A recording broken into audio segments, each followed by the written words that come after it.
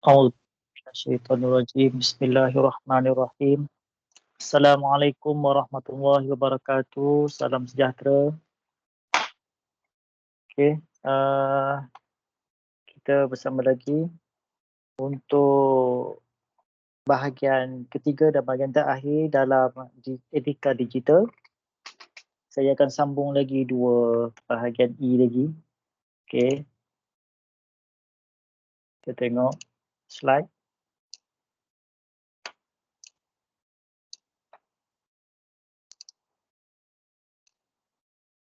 Okey, dalam bahagian kedua hari tu kita berhenti dekat E-interaksi dan E-perusahaan.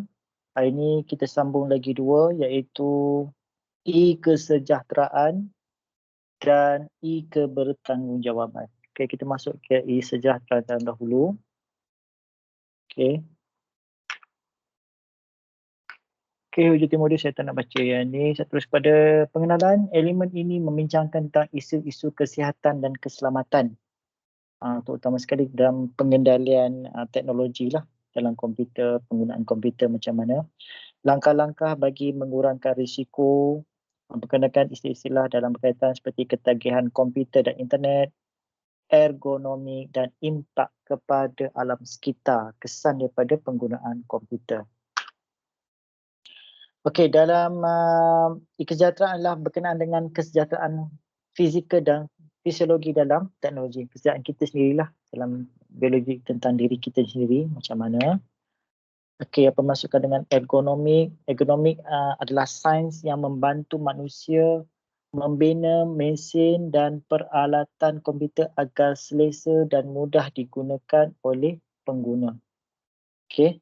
Ia termasuklah dalam reka cipta perkakasan dan perabot seperti kerusi komputer, mouse, tertikus, keyboard, papan kunci dan lain-lain berguna dalam baik untuk kesihatan. Macam manakah penggunaan direka khas peralatan tadi tu untuk kesihatan pengguna itu sendiri. Okey, dari segi meja. Tengok meja komputer, kita kena laraskan ketinggian permukaan meja yang sesuai, tidak terlalu tinggi dan tidak terlalu rendah. Okey, ikut ketinggian pengguna tu sendirilah yang rasa sesuai dengan dia lah. Kalau terlalu rendah, dia akan membongkok dan tangannya ke bawah lah kan. Tapi kalau terlalu tinggi kan, dia akan mendongak pula nak tengok skrin. Pastikan siku berkeadaan lurus. Kita letakkan tangan kita meja macam mana lurus, tak terlalu bawah sangat lah. Itu sebab kita punya ketinggian kena adjust lah. Tangan tidak ke bawah, permukaannya rendah, okey, permukaan tinggi. Okey, kerusi. Kerusi yang sesuai ni macam kerusi gaming kan, yang boleh sandar, duduk keadaan selesa, dia akan jaga postur tulang belakang kita. Okey. Gunakan kerusi yang boleh dilaraskan ketinggian dan kecondongan untuk kesihatan tulang belakang. Okey. Kedua, sekali kaki tidak menyentuh lantai. Gunakan alas bagi mengelakkan ketegangan otot kaki. Laraskan bahagian sokongan belakang bagi mengelakkan tekanan teman pada bahagian belakang kita dan pilihkan kerusi yang sesuai lah dengan meja tadi. Okey, postur ketika menggunakan papan kekunci, letakkan diri anda dalam keadaan santai, relax, tidak terlalu stres dan posisi semula jadi untuk memudahkan pergerakan. Tukarkan postur kedudukan dengan kerap. Jangan kita selalu statik saja. Kedudukan kita menghadap tegak, kita kena sentiasa relaxkan badan, santaikan badan. Okey, bergerak kiri dan kanan, tidak tertumpu dalam masa yang lama. Okey, pastikan diri anda kerap berehat seketika semasa menggunakan komputer. Jangan straight 2 jam, 3 jam menghadap komputer saja. So kita kena ada masa untuk rehat. Okey, perkara yang lain boleh dilakukan seperti sesuaikan kedudukan papan kunci, kita boleh adjust lah, jangan fixkan dia, jangan pigam dia kekat dengan meja. So benda tu boleh mobile, kita boleh gerak kiri kanan, ke depan ke belakang, laraskan kedudukan skrin. Okey, awak aturlah supaya mata awak, jarak antara mata dengan skrin dalam keadaan sesuai, tidak terlalu dekat. Okey. Kemudian susun atur benda atas meja. Okey, apa benda buku dan sebagainya, kawal kadar pencahayaan daripada skrin dan juga daripada daripada tingkat luar sebenarnya. Hindari silau dan pantulan cahaya, gunakan perkakas ergonomik dan awasi radiasi monitor. Okey, dulu kita pakai screen filter kan. untuk menapis UV. Okey. Bahaya komputer ke atas fizikal pengguna. Okey, yang pertama, tekanan kecederaan berulang-ulang ataupun repetitive stress injuries ataupun RSI, ia berlaku disebabkan penggunaan tangan yang lama. Okey, macam awak letak mouse macam tekan keyboard, awak letakkan tangan awak ke meja dan jari awak terangkat kan. Jadi kalau benda ni kita biarkan secara lama, dia akan menyebabkan kecederaan yang berulang-ulang. Okey, keadaan kadar lama. Simptom ni seperti sakit dan rasa terbakar, bengkak, berdenyut, kebas, hilang dan hilang ketangkasan dan rasa lemah. Lagi itu yang bahaya pertama. Yang kedua dipanggil carpal tunnel syndrome, iaitu disebabkan oleh pergerakan tangan secara berulang-ulang. Macam kita klik mouse dan sebagainya kan. Okay. Jari sebagainya. Sistem penyakit adalah seperti kebas tangan dan sakit pada pergelangan tangan. Okay. So kita tak boleh terlalu lama lah main dengan keyboard kan. Macam main game, hati-hati lah. Okay, tangan melekat dekat keyboard saja, jadi dia boleh menyebabkan kecederaan berulang-ulang. Okey, sakit bahagian tulang belakang, back pain ni, elakkan daripada duduk dalam postur statik. Okey, kerana ia boleh menyebabkan tekanan pada bahagian belakang, leher, bahu, lengan dan kaki. So awak kena sentiasa ubah kedudukan awak, sentiasa selalu kena ubah kedudukan. Jangan terlalu duduk statik saja sepanjang masa tu. Sama juga tengok video ni, jangan statik aja. Kalau boleh ubah kedudukan awak. Okay. Kecenderungan duduk terlalu lama boleh menyebabkan regangan pada ligamen. Pada jangka masa lama, ia akan merosakkan struktur tulang belakang yang menyebabkan bahagian belakang. Okay, bahagian belakang sakit Okey, ketegangan mata, eye strain. Mata akan menjadi tegang apabila bekerja di tempat yang mempunyai pencahayaan tidak sesuai dan melihat skrin yang berkedip. Okey, jadi kena juga eksersis mata, jaga mata kita. Jangan sentiasa menghadap skrin, pandanglah pada tempat jauh, okey, ataupun kawasan lain supaya untuk rehatkan mata kita ni. Namun ia bersifat sementara dan hilang selepas satu tempoh tertentu. Simptomnya seperti kering mata, rasa seakan terbakar, gatal mata kabur dan nampak objek berganda macam double. Jadi kalau awak dah nampak simptom-simptom macam ni, awak kena stop dan take your time untuk rehat lah. Okay, take time untuk rehat, rehatkan mata, rehatkan badan kita semua. Okay, sakit mata, loya dan letih. Okay, apa lagi? Okay, bahaya komputer ke atas psikologi. Tadi atas fizikal, atas kesihatan, kita tengok pada psikologi pula. Penghendak cyber. Penghendak cyber ialah satu bentuk gangguan internet. Orang yang stalk kita tak apa lagi. Tengok kita punya profile, tengok kita punya social media tak apa lagi. Tapi yang ni, penghendak cyber ni macam orang yang suka ngintai lah. Dulu orang suka ngintai orang mandi kan. Tengok dari jauh pakai teropong. Okay, jadi dia penghendak secara cyber. Kebanyakan mangsa ada golongan muda.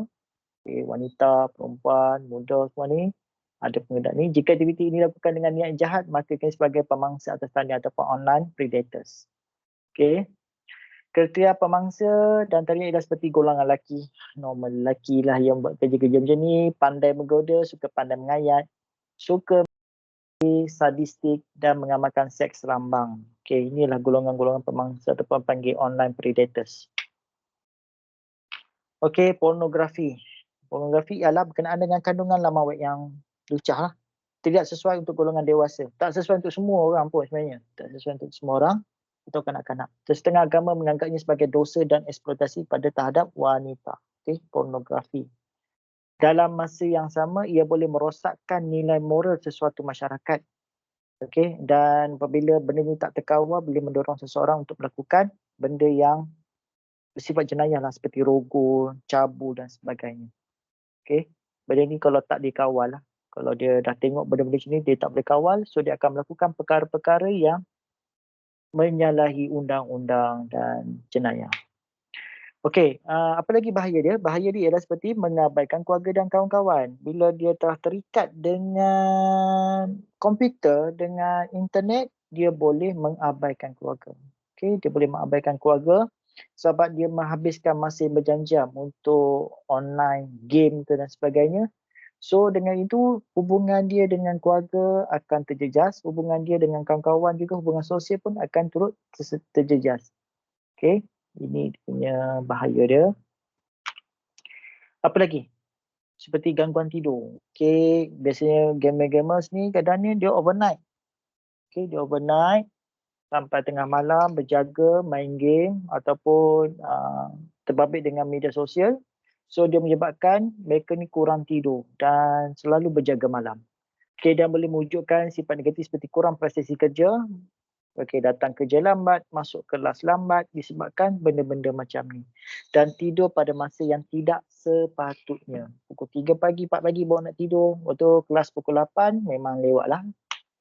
Okay, pembelian atas talian, shopping online terlalu macam adiktif lah. Terlalu ketagih dengan pembelian atas online ni. Okay. Ingat lagi tak yang kita buat topik sebelum ni, dia punya istilah panggil pembeli impulsif kan. Pembelian secara impulsif, pembelian secara spontan dan tidak dirancang. Okay, ni dia cakap ni. Mereka sering membeli barang-barang yang tidak dirancang, tapi ini menyebabkan mereka berhutang kerana membeli lebih kepada kemampuan diri, iaitu dia lebih mementingkan kehendak daripada keperluan. Okey, apa bahaya lagi pada psikologi? Terlibat dengan perjudian atas talian. Ini mesin kuda lah, apa benda lah kan. Ini salah satu bahaya lah dari segi seseorang yang telah jadi macam ketagih dengan permainan judi dan internet. So, menyebabkan kerugian duit dan tak ada duit, dia akan buat jenayah lain seperti meragut dan sebagainya. Okey, ataupun pinjam alung lah. Okey, ini ada kajian kes. Okey, boleh baca kajian kes ni lah. Saya nak teruskan. Bahaya apa lagi? Permainan atas talian, macam tadilah. Ketagihan ni main game. Apa lagi? Contoh main game PUBG, Mobile Legend dan apa-apa lagi lah game-game yang online ni. Yang perlukan kita berinteraksi dengan pemain lain. Jadi benda ni menyebabkan kita ketagih lah. Tagih dan apa dia punya kesan negatif dia, buang masa. Kalau ada orang yang menjana pendapatan tu lain. Ada orang setengah main tu dia menjana pendapatan. Seperti adalah contoh-contoh yang lain kan dalam ni. Siapa yang boleh main, yang boleh menjana pendapatan kat dia. Okey, cara melupuskan bahan berkaitan dengan komputer dengan selamat. Cara kita nak lupuskan barang-barang komputer ni. Okey, bijak ketika mengguna, lazimkan dengan baca dokumen-dokumen pada paparan skrin, guna monitor yang memerlukan kuasa yang elektrik yang rendah, gunakan yang ada 5 star punya kan. Kalau ada barang-barang elektrik, kalau ditandakan dengan 5 star ni, 5 bintang ni, maknanya dia gunakan penjimatan tenaga. So, kemudian ketiga, matikan komputer jika tidak digunakan. Okey, dan ditinggalkan, kita kena shutdown lah. Dengan hibernate, jangan sleepkan dia. Okey, penggunaan kertas dan kartris pencetak. Cetak kertas bila perlu sahaja. Jangan cetak yang rasanya tak perlu kita nak cetak. So, kita menjimatkan penggunaan kertas. Kertas-kertas lama yang tidak digunakan, kalau bukan sensitif, kita boleh kitas semula lah. Okey, ataupun kita dah guna depan, belakang ni kita boleh gunakan untuk buat recycle. Okey, kalau dah dua-dua belah telah digunakan, kita boleh recycle benda tu, dijual. Okey, kalau nak cetak, cetak yang penting. Kalau tersalah cetak, bahagian satu lagi kita boleh gunakan untuk cetak. Jangan membazir. Okey, kartris dakwah pencetak juga boleh dikitas semula. Ada setengah orang membeli benda ni. Kalau boleh tengok iklan, ada yang membeli kartris kosong. Saya tak tahu untuk apa. Mungkin untuk buat yang jenis refurbish ke apa ke. Okey, komputer dan kitas semula. Komputer perlu dilupa dengan cara berhemah kerana dibuat daripada bahan logam. Okey, boleh jual dekat besi buruh. Diorang terima beli barang komputer ni. Okey, sebab dalam komputer buat pun dia ada penggunaan emas dalam 4 liter tu. So, diorang kitas semula daripada macam ni. Tak banyak, tapi ada lah. Lupus dengan cara menderma. Sekiranya anda membeli komputer baru, berikan komputer lama pada orang yang boleh memanfaatkannya. Daripada badan rumah kebajikan apa ke, diorang nak guna. Pastikan komputer tu masih boleh guna lah. Bukan ada virus kan. Boleh guna lagi, awak format siap. Okey, peringatan lupuskan cakar keras. Okey, make sure hard disk awak tu betul-betul boleh diformat dan dihilangkan, dibuang segala data-data yang ada sebelumnya. Kita tak nak orang yang menggunakan sebelumnya menyalahgunakan data yang ada dalam hard disk kita tu. Okey, apa cara lagi? Cara lupa dengan menghantar ke pusat kitas semula, seperti pusat kitas semula ataupun kita jual ke barang lusuh. Okey. Dan hard disk tu kena, saya cakap sekali lagi, kena buat bagi ni lah, awak kena lupuskan, kena format betul-betul lah sampai betul-betul hilang dia punya data dalam tu. Kesimpulan dia, aplikasi ergonomik yang betul semasa menggunakan komputer, kesihatan diri, untuk kesihatan diri kita, penggunaan mouse, keyboard, kerusi, meja, semua tu kena sesuai dan selesa digunakan. Kita kena ada jangka masa untuk kita berehat, tak boleh berterusan 2-3 jam menggunakan komputer. Okay? Fahami bahaya komputer dan kesihatan diri dan keluarga, perhatian pada masalah sosial yang berkaitan dengan teknologi komputer ni, dan cara kita nak kita semula. Okey, itu habis bab E, kesejahteraan. Kita masuk pada bahagian terakhir, E, kebertanggungjawabaan. Okey, E, kebertanggungjawabaan. Okey, objektif. Dalam objektif dia menjelaskan kepentingan menjadi bertanggungjawab bila menggunakan teknologi. Ni sekarang nak cerita tentang tanggungjawab kita dalam mengendalikan teknologi komputer, teknologi internet. Macam mana tanggungjawab? Membuat perbandingan antara dua AUP berbeza. AUP ialah Accountability User Policy. Okay, nanti kita tengok lepas masuk AUP ni. Berbeza dan menentukan mana satu yang lebih wajar. Mengenal pasti bentuk pelanggaran hak cipta. Copyright, cetak rompak, download semua tu. Macam mana. Dan kesan dia kepada kehidupan. Membezakan antara tingkah laku yang beretika dalam tingkah laku yang tidak beretika. Yang mana satu yang lebih etika, yang mana satu tak beretika dalam teknologi digital. Okey. Okey, lebih tak boleh cerita. Saya cerita definisi E, kebertanggungjawabaan. Satu konsep di mana etika dan tadbir urus. E, kebertanggungjawab ni adalah satu konsep di dalam etika dan tadbir urus. Sama maksud dengan tanggungjawab dan liability ke atas suatu tindakan. Okey, tanggungjawab. Orang yang kita semua bertanggungjawab. Nak guna apa-apa pun kena bertanggungjawab dan ada tanggungjawab tertentu yang ke atas kita semasa mengendalikan sesuatu perkara lah. Okey, huraian E, kebertanggungjawabaan. Kebertanggungjawabaan ialah terhadap seseorang ataupun sesuatu. Tanggungjawab kita guys, internet, teknologi komputer, dalam rangkaian. So, itu adalah E, kebertanggungjawabaan kita. Mampu menjelas dan memberi alasan yang munasabah. Okey, dan mampu dijelaskan dan diterangkan. Okey, kandungan. Perbincangan mengenai keistimewaan dan hak-hak pengguna internet dan tindakan tabiat mereka. Okay, dalam cerita ni kita perbincangan tentang keistimewaan, hak-hak pengguna, hak-hak orang yang kita ambil kandungan daripada internet itu. Okay, apa hak mereka dan apa hak kita. Tanggungjawab elektronik bagi suatu tindakan dan tujuan, sama ada sesuai atau tidak sesuai, sesuai lawan tidak sesuai, sah ataupun lawan tidak sah, beretika lawan tidak beretika. Perbincangan bagi penulis dan penerbit kandungan digital, kebertanggungjawaban. Kita nak ambil hak orang macam mana, apa tanggungjawab kita, apa hak kita dan apa hak dia dan akibat dia.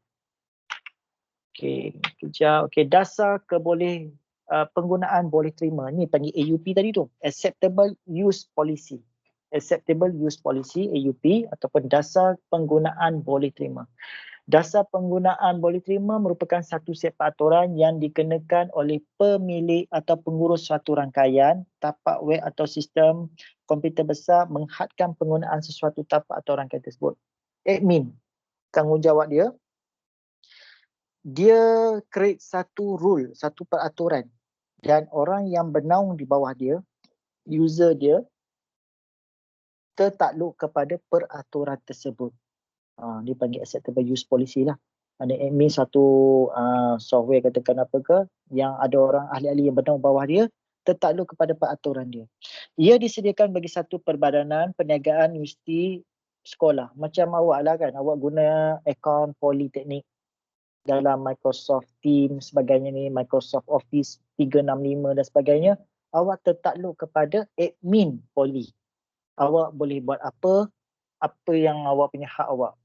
Contohnya macam dalam Microsoft Office 365 ni ada projek dalam tu kan, dan awak tidak boleh akses. Jadi kat situ adalah hak-hak tertentu lah. Okey. Dan benda ni buat kenapa? Untuk melindungi diri pada tindakan undang-undang oleh pengguna dan membolehkan suatu penguatkuasaan. So adalah satu kawalan, satu peraturan yang mengawal pengguna ni. Dengan adanya polisi tersebut, pengguna boleh dianggap bertanggungjawab terhadap segala tindakan mereka. Dan awak bertanggungjawablah, awak gunakan email poli dan sebagainya, awak kena bertanggungjawab atas apa yang awak buat. Okey, dasar penggunaan boleh terima. Apa dasar dia? Ialah falsafah, penyata falsafah, penggunaan dan kelebihan sesuatu perkhidmatan fasiliti, tata kelakuan, perilaku dan akibat dia. Apa akibat kalau kita langgar peraturan AUP ni? Pertama, amaran. Di bagi amaran tu takkan diterus gantung ni kan. Dia akan bagi amaran bertulis satu lisan, menggantung kebenaran, dia hold awak punya keahlian gantung dan awak tak boleh akses mungkin a certain masa tertentu. Okey, kemudian teruk sangat buat lagi pelanggan, kita gantung keahlian dia. Last kali tak boleh apa, kita batalkan akaun dia. Macam itulah kalau awak salah gunakan akaun Microsoft contohnya ni, awak buat something yang menyalahi peraturan, last kali tindakan ialah kita boleh batalkan akaun ahli dia. Okey, apa akibat dia? Kita denda ahli dengan membayar kos pengurusan. Okey, ini adalah tindakan akibat dia mengenakan tindakan undang-undang. Kalau lebih pada tu, kita boleh kenakan tindakan undang-undang. Kita charge atas jenayah lah yang dilakukan. Okey. Kat sini adalah surat keizinan dan penafian. Okey, kajian kes. Semua yang kita lakukan boleh dikesan. Ingat apa benda yang kita buat, saya ingat kita boleh dikesan. Okey. Malaikat pun ada catat segala apa yang kita buat. Dari segi agama lah. Dari segi moral dia, apa yang kita buat secara sembunyi, kita dikesan. Sebab komputer kita ni kita ada IP address, kita ada alamat. Setiap komputer ada IP address dia. So hati-hati membuat posting, membuat apa-apa. Macam awak post daripada handphone pun, handphone awak telah didaftarkan. Bila didaftarkan, awak sentiasa dalam scanner lah, dalam pemerhatian kat mana. So jangan buat benda yang bukan-bukan lah. Okey, ini contoh-contoh kajian kes. Okey, kajian kes. Okey, apa-apa contoh kajian kes boleh baca lah. Okey, penggunaan adil ataupun fair use. Fair use merupakan doktrin di dalam Undang-Undang Hak Cipta US. Okey, copyright US yang membenarkan penggunaan terhad sumber-sumber yang memiliki hak cipta tanpa memerlukan keizinan. Kita boleh guna gambar ataupun hak cipta tu, tapi penggunaannya keizinan adalah terhad. Okey, terhad tak perlu pun keizinan daripada orang yang memegang hak cipta tu. Seperti apa? Untuk kegunaan ulasan, untuk buat review, untuk kritik, untuk pelaporan berita, kajian, pengajaran pendidikan. Tapi tak boleh untuk komersial lah. Tak boleh commercial use, tak boleh commercial tu kena minta keizinan dia lah. Tapi kalau untuk benda-benda macam ni, ini kat Amerika fair use ni. Okay, ini untuk US punya. Kalau untuk kritik, ulasan, berita semua tu boleh. Tapi kalau untuk commercial use tak boleh. So itu dipanggil fair use. Okay, kat US. Okay, kriteria penggunaan fair use. Tujuan dia dan ciri-ciri penggunaan untuk tujuan komersial pendidikan tidak berasaskan keuntungan. Okay, yang tidak berasas keuntungan boleh untuk khidmat masyarakat. Tapi kalau untuk tu tak boleh lah. Bentuk sesuatu hasil kerja yang mempunyai hak cipta, jumlah dan kekuatan bahagian digunakan. Kita tak guna semua, guna sebahagian saja boleh lah. Yang mana yang diberi kebenaran, kita boleh guna. Kesan daripada penggunaan bahan tersebut kepada potensi dan nilai pasaran. Kalau benda tu kita gunakan untuk boleh menyebabkan efek yang lebih besar, kemungkinan tidak dibenarkan lah. So adalah had-had tertentu. Yang ni kena tengok lah. Dia punya, kalau awak tengok sini yang kajian kes tu, yang tengok bahagian kedua tu. Bahagian kedua dalam laman web tu, link tu www.copyright.gov/fact tu, boleh baca kat situ lah apa maksud, apa yang dikatakan dengan fair use ni, polisi ni. Okey, hak cipta ataupun copyright. Copyright merupakan satu set hak eksklusif yang diberikan kepada penulis ataupun pencipta bagi sesuatu hasil kerja asal.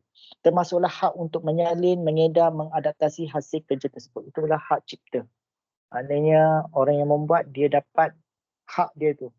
Maknanya kalau kita nak guna pun kita kena minta keizinan dia. Ia bertahan bagi satu jemput masa sehingga tamat tempoh tersebut. Dia ada had masa, bukannya selama-lamanya. Contoh dia macam karya-karya Tan Sri Allahyarham Tan Sri P. Ramlee.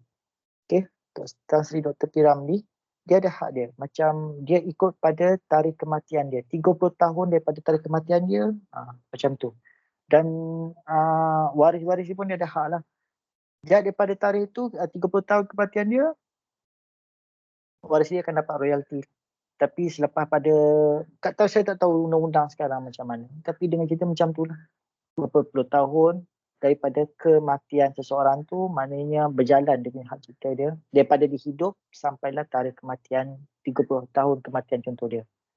Okay. Jadi selepas tarikh tu kemungkinan kita boleh gunakan hasil karya dia. Tapi sekarang hasil karya tu dapat pada syarikat dia lah. Shaw Brothers kan. Sampai sekarang ada lagi kan, company tu dekat Hong Kong. Okey, ia bertahan, dipanggil domain awam. Dan ia akan memasuki fasa baru yang dipanggil sebagai domain awam. Selepas pada tarikh hak cipta tu luput, dia akan masuk kepada domain awam atau public domain. Ia merangkumi pelbagai jenis hasil kerja yang membentuk substantif dan juga tetap. Terdapat undang-undang yang mengenal pasti hak moral pencipta sesuatu hasil kerja seperti hak untuk diberi penghargaan untuk hasil kerja mereka yang digunakan. Okey. Hak cipta ditarikan di bawah terma harta intelek, IP, intellectual property, bersama dengan paten dan juga tanda niaga. Okey, kat Malaysia kita panggil IPO lah. Ada yang di bahagian ni yang menyediakan perkhidmatan, kita nak patenkan hasil kerja kita, hasil cipta kita, hasil produk kita. Kita kena daftar di bawah MyIPO, MYIPO. Carilah dah cerita kat Google. MyIPO. Ni kajian kes ketiga. Contohnya macam masa kempen Obama dahulu, ada gambar digunakan, image dia tu. Perlu membuat rujukan penghargaan, mendapat keizinan. Gambar asal, tengok gambar Obama kan, bukan ke gambar telah digrafikkan. Image dia tu. Dan gambar image tu banyak orang cetak dekat baju dan sebagainya. So, sekarang siapa yang memegang hak cipta tu? Gambar asal ke ataupun gambar telah digrafikkan? Tengok sini. Plagiarism. Ini istilah yang popular bagi kalangan pelajar. Plagiat ataupun tiru. Penggunaan, apa maksud plagiarism? Penggunaan dan peniruan yang hampir sama dengan gaya bahasa dan pemikiran pengarang lain. Kita copy paste, awak copy buat assignment, awak copy paste daripada internet, daripada ni, awak tak tahu sumber dari mana. Rupa-rupanya dia adalah penulis buku. Itu adalah plagiat ataupun plagiat assignment senior yang lepas-lepas. Jadi pensyarah ni kadang dia ada listing. Dia boleh tahu, dia pernah marking benda tu. Ini macam aku pernah marking pada semester lepas. Tapi katakan awak ambil copy and paste senior punya tu, bernasib malang awak akan dapat kosong lah mata awak. So hati-hati kat situ. Dari sudut akademik, plagiat oleh student, pelajar, pengajar atau pendidik dianggap kecurangan. Satu benda yang tak elok lah. Satu panggil penipuan akademik. Dan pesalah dia, tak adalah dihukum penjara apa. Tapi kemungkinan kalau plagiat ni, markah akan dapat kosong lah. Kalau pensyarah tu dia akan ditindakkan amaran last sekali sebagai pemecatan. Plagiat tidak sama seperti pelanggaran hak cipta. Plagiat ni memang tiru lah. Jenis-jenis plagiat atas talian, macam tu saya cakap tadi, awak buka Google dan sebagainya, awak copy and paste. Itu plagiat atas talian. Dan plagiat diri adalah penipuan kita semula. Recycling, fraud lah. Contoh dia cetak rompak, perisian adalah perbuatan jenayah. Banyak dulu kes daripada CD cetak rompak kan. Download pada master copy punya DVD daripada wayang. Kemudian dia jual kat pasaran ni lah. Bukan pasaran gelap, pasar open ni, pasar malam jual CD cetak rompak.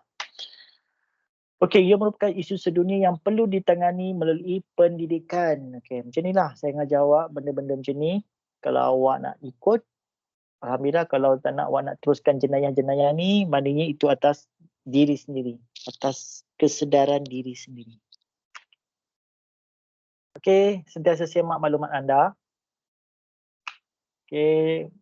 pernah dulu bocor satu benda ni kan, Wikileaks, kalau pernah dengar benda ni, tak tahu awak ambil cakna ke tidak benda-benda macam ni. Wikileaks ni macam satu laman web yang membocorkan maklumat-maklumat rahsia, termasuklah maklumat skandal menteri, skandal-skandal yang melibatkan kerugian bagi pihak kerajaan, dan ada juga yang melibatkan tentang Malaysia. Wikileaks ni, siapa nama dia ni? Jadi kita tengok nama dia siapa. Okay, Julian Assange ke apa nama dia ni.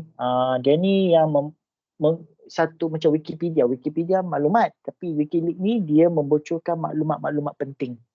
Okay, maklumat-maklumat penting yang melibatkan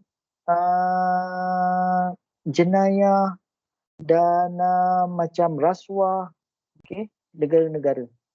Jenayah-jenayah yang dilakukan oleh pemimpin-pemimpin. Okay, dibocorkan maklumat ni ataupun maklumat-maklumat sulit lah. Okay. Okay, ni kesan Wikileaks dia. How Wikileaks alter the way we see the world in just a week. Jadi kita tahu, yang rakyat biasa yang tak tahu, dia boleh tahu. Oh, rakyat, dia punya pemimpin dia ada skandal ini.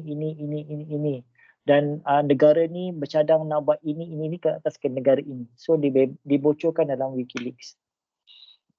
Okay, State Department, one student against discussing Wikileaks on Facebook. Maknanya, contoh macam inilah, Jabatan Negara ni memberi amaran kepada para pelajar tidak membincangkan apa-apa saja Wikileaks, Bambah Wikileaks dalam Facebook dan Twitter.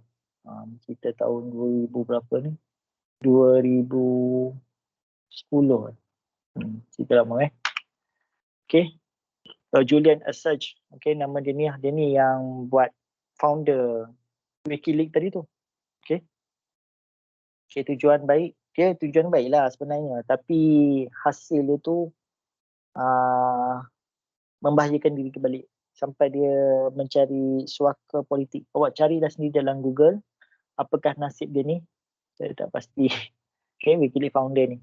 Adakah dia terlibat dengan jenayah? Tetapi dia melaporkan benda-benda ni. Membocorkan benda-benda yang skandal-skandal semua ni ke dalam internet. Okay, kesimpulannya, pencipta kandungan adalah bertanggungjawab bagi kandungan digital dan kesan akibat dia. Orang yang keluar cipta kandungan ni, macam tadilah, dia bertanggungjawab sepenuhnya apa yang dia buat. Apa yang dilaporkan, apa yang dia buat, dia bertanggungjawab sepenuhnya. Okay.